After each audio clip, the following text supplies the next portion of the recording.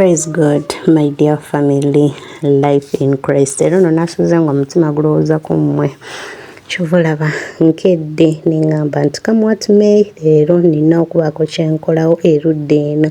So munange tuli mu bitalo era nga twafiiriddwa Mutundwe Christian Fellowship n'obuweereza bwayo bwonna tutwala omukisa guno nate okuba nga tubasaasira olw'ekizibu ekyo nate ekyababutikidde. Tusaba Mukama Katonda ayongere obbagumya. Pastor Tom Mugerwa yafiirwa sister we some 3 days back era ng'ono yazikiddwa olunaku olw'eggulo. Kati nno ndi wano kubanga nkuleetera buli ekyabaddeyo. Yes, buli ekyabaddeyo mu kuziika, mulumbe speeches byonna byenzize nate okuba nga nkulaga mukwano gwange omulungi owa life in Christ. Era nga nkusaba mweyongere okuba nga mustikinga wano because nabagamba channel yaffe eno yafunamu obuzibu naye with time egenda kutereera nga Mukama Katonda ali wamu naffe. Kyolaba tuli on and off mulalinaku ebbiri nga temutulabye, esatu nga temutulabye, but tusaba Mukama Katonda abitereeze byonna bitereere tubeere nga nate tuddamu okukola nga bwe twali. Bingi ebituseewo bye mbadde sibalaga. Mwana wa Pastor Barbara bamutwala bamuwasa era nga n'elunaku olw'enkya nga enkya yes waliwo nate omwana omulala wa Pastor Barbara agenda okufumbira. Byonna saabibalaga naye nkusaba gwe ayagala okumanya updates zonna for now tuli eri ku Church Girl YouTube channel eyo osobola nate okuba nga oginoonyaako bagiyita Church Girl obirenga osubscribinga for now gye tukolera nga tukyatereeza eno. So nkusaba mukwano gwange oginoonyaako YouTube channel eyo obeere nga nate omanya ebifa mu church yaffe mu kaseera kano. Wano wenyini nzikiriza nkulaga ebyabadde mu kuziika mama waffe mukwano gw'abanje nga ye sister wa Pastor Tom Mugerwa. Kale tugende maaso. Baganda be bamugamba mikwano gye ne bamugamba nti Yobu obadde wano gwe osinga otuzzaamu amaanyi ng'otuzzaamu amaanyi abakooye naye kaakati bikutuuseeko kaakati otandise okutiribira. Amina. Kaakati nakino njagala kigamba mikwano gyaffe nti wabawo ekiseera naffe we tutendewererwa nga twetaaga kuzzibwamu maanyi Mukama Katonda kubanga kyangu okuzzaamu omuntu amaanyi naye ng'ate gwe bituuka ku ggwe bikulemerera. Amina. Lwekyo njagala kuzzaamu baganda bange amaanyi nti tufune Yesu Kristo ayingire mu bulamu bwaffe atuzzeemu amaanyi atuzze bupya era tubeere nga tetukyafumitiza ku bintu ebyo wabula nga tutufumitiza ku Yesu Kristo n'omulimu opya gwagenda okukola ebyobulamu bwaffe. Amina. Kaakati njagala kuwa sister wange mukyala Flavia ndowooza ye ayongereko ku kigambo nga tetunnamaliriza. Amaka g'amaanyi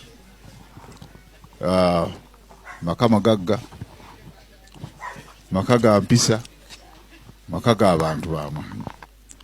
Nange nasabanga mukwano gwange oyo muswanji wange yabadde wano ngamba nti nakkirizibwa mu maka muno naye nenzikirizibwa omukyalo nazikiriza nenzaalibwa mu maka muno. Nali mukozi wa gavumenti kati nawummula babita senior citizen naye mu kiseera ekyo nga nange nkyali mutoototo nga bw'omanyi era emirimu gya gavumenti nga sijja kugamba nti gy'amaanyi nnyo tozze nawe pajero bikoze bitya. Nali n'akamotoka kaali awo kaali kalina butundooza abakuluko abamanyi ebiseera ebyo bagitanga lina butu 6 naye nga kamotoka katonotono naye nenzikirizibwa mu mbeera eyo era nebaza nnyo Harriet ono dadi we ng'avuga Toyota nene pick-up n'ebintu ebityo naye Mukama nampa amaanyi n'omukisa okusobola okuzaalibwa mu maka muno. Amaka gano ngasanze nga malungi nnyo.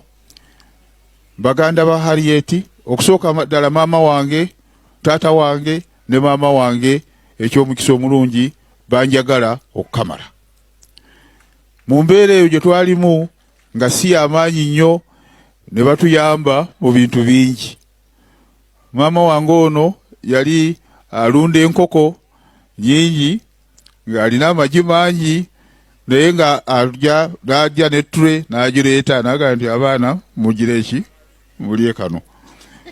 Ne tugendera awo mpola mpola nga neeno munnange bwampa encouragement nga nange bwe ngenda nkulaakula mpola mpola mu mirimu gyange egya gavumenti era nga bwe gibeera era we nawummulira nga at least ntuuse ku ddaala erya nali principal economist at least acting commissioner somehow. Sijja gamba nti ekyo kyali kitono mu ngeri emu ndala naye nga munnange ono ampadde encouragement. Ate Mukama n'atuwa ebirabo by'abaana. Abaana be bano be mulaba wano. Ate Harriet mu mutima gwo ogubadde gwogerwako wano ogwewuunyisa nze yansanga nali nina ebizibu bye nali mbadde nabyo emabegako ng'era omuvubuka bwakira ki bwabeera kakati nga ninayo abaana naye ng'abaana abo baali bagenda awantu nga muwala wange omukulu ddala bwe yayogedde ne bagenda awantu ne bakomawo naye ng'eyo gye baali babadde baali bafunye ebizibu bingi nnyo. Kaakati Harriet ye yaŋŋamba nti abaana baleete wano ne neewuunya omutima ogwo era abaana abo yabakuzizza. Omu yali mukulu nga bw'abagambye ono era ye yalera banne bano n'omulala Mukama yamutwala eyali amuddako era be balera abaana bano. Kaakati tuyakoma. Mukama yeebazibwa abooluganda. Bannange njagala kwebaza Mukama for my mother. Maama abadde nga tiger ku baana be nga ffe totukwatako. It doesn't matter who you are. Nga talina gwatya totukwatako. Okiraba nga era confidence nti oba gwani ng'omanyi nti maama has your corner. 4 months ago I had an accident. Mami naye ngali in the middle of treatment. Naye mami nandaga nti ye bya feeling tabikola ki tabiwulira ali ku muwala we. Ne bangamba nti Angela nedda soko ove ku byokola tereera soko otereere. Mami nandabirira mami ne daddy ne bandabirira nga naye nga naye ali in the middle of chemo. Nendabanga who would have such a mother? Ne mami mwebaza kubanga as a family afubye okulaba nti we are one. Mami is a gatherer of people, cements relationships with people. Fe are making sure nti buli holiday, every single occasion that warrants meeting oba newe kaba katono agenda oluusi n'ayagala okuhostinga. Mami alina omuze nga engeri gye nali omuwala nzekka ng'emirimu gingwako nnyo naddala egy'okufumba egyo nga yinza okugamba nga Boba yinza okugamba nti oba nzija ne Becky oba Bernard n'agamba nti nzija ne Barbara mukyala wange nga mmanyi ebintu bya waka, you know, just small abantu 8 ogenda okulaba nti ssaawa 3 ng'omaze n'okufumba nti Angela abantu bali 30. N'omubuuza mami bavuddewa nti anti omanyi nageze nenteeka ku foramu yaffe kati ba anti bonna bajja ba anko bojja ate teri asigalayo. Buli awulira nti waliyo okulya buli kabaani ne pasita tomuwaako nno ne maaza ng'oluwulira nti we are meeting nga teri asigala ogenda okwesa ng'olina okupanikinga mu ssaawa eyo ohostinge bagenda okujja nga biringa like you had prepared a month ago. Naye nga almost every other weekend she's gathering people. We took her the past 4 years when she moved to Nangunga. Now making sure nti as a ritual buli new year ayina okuhostinga family ye aba gathering cementing relationships. I'm praying that going forward these lessons live with us. The Bible says, raise a child in the way he should go, and he will never depart from it. We have been raised a certain way by our mother, in a godly way. Mami nga yagala mukama. Mami agenzo okugenda mu ddwaliro nga tuli mu Bible study, tubadde twakamala Joshua.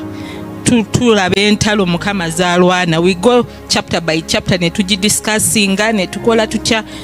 You know, ne tufuna n'ebintu bye tutategeera about God. Even God can do that. You know, Nenga, she enjoyed the Bible study, she enjoyed praying, she enjoyed communion with God, she enjoyed singing for God. Ngamanyi no kuwulira akayimba kayagadde ye ne recording in her voice ku simu ye era ndishuwa simu yejjudde bu voice note singer. You know, in her head she always sang very well. You know, singing those songs to herself and reminding herself of those songs. I'm just remembering the God my mom showed us. We have seen our mother's God in everything. You know, the Bible keeps telling us about the God of Abraham, Isaac, and Jacob. We have seen our mother's God. We have seen that God manifesting in our lives. We have seen that God working in us. And we know going forward that God is going to continue manifesting, and we shall pass on that goodness. Whereby even our children and our children's children will say, the God of Harriet, the God of Angela is the same God in you, because we have seen that God work wonders. And I pray for all of you that may God give us, I pray for all of us that may God give us the strength to go through this trying moment, but also to remember that He will never leave us nor forsake us. Amen.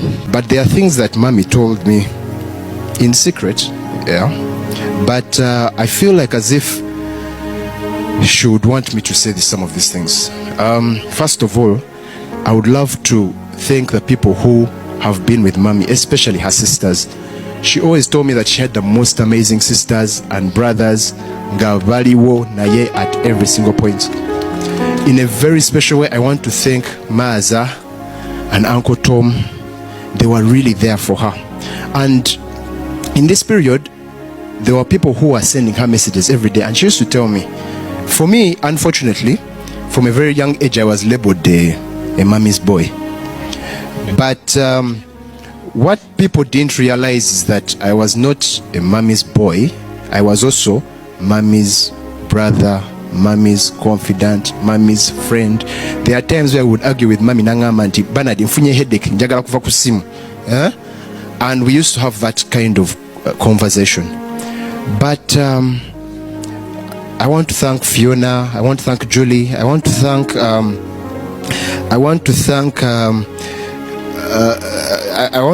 of course I want to thank Eva, everyone who used to call in,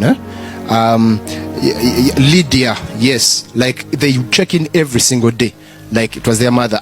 You guys, I know everyone is saying this, but in a special way I want us to clap for Daddy.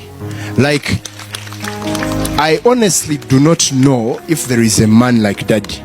Daddy did not sleep.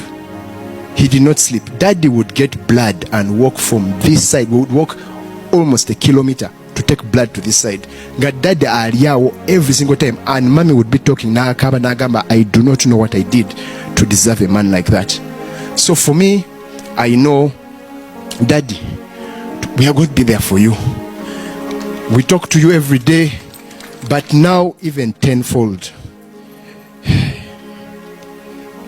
In a special way as well, I would want a massive, if we could just a massive hand clap for Philip as well. Like, Philip is one of those people who I do not know. Those who know, but Philip is like as if he's an introvert, as if but I do not know if there is anyone who has spent more money in the treating of the mother like Philip did. I actually don't know. Ever since, there are things that Philip has taught me, sigenda byogera, but Mommy was like, omwana wangoyo. He did over and above what he had to do, and everyone here, they did in their capacity. But kama yebazibwe ne banyabo Njagala okwebaza buli ssekinnoomu wano leero. Amannya gange nze Tendo Katende, ndi maama wa Harriet omugenzi. Harriet abadde mwana wange wa 11. Omwana eyannuma ennyo, okumanya yannuma, yasinga n'okumalamu amabeere. Omwana wange oyo Harriet amagezi n'okwagala byonna yatwala byange. Abadde mwana mugezi nnyo n'okufaayo, abadde n'omutima omulungi. Nzijukira Aunt Harriet oyo Harriet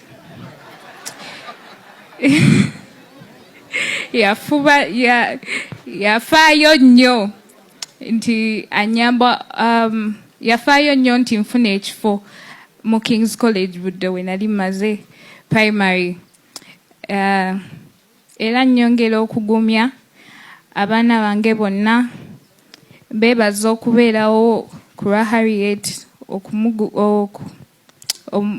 omuwa company, omuwa emotional support.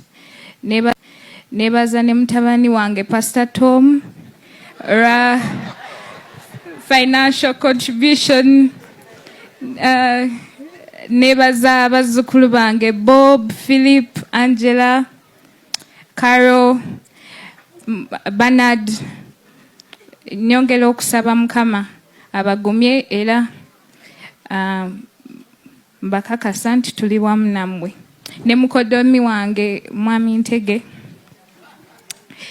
Mukama nsaba Mukama ayongere okugumya. Amen. Muwulidde jjajja ebigambo abirina. Mwebale nnyo, asande engalo ez'amaanyi.